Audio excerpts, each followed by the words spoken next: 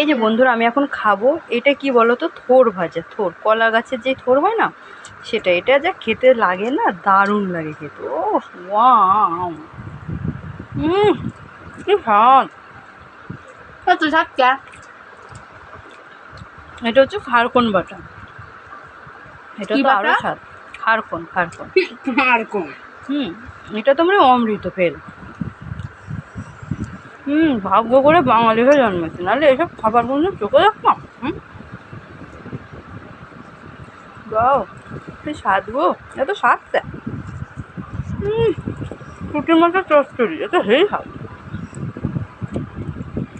কুমড়োর ডাঁটা, কুমড়ো শাক, ও তার সাথে পুঁটি মাছ। আমার যে কি ভালো লাগিচ্ছে, মানে আর বলার মতো না, ভেবে লাগিচ্ছে।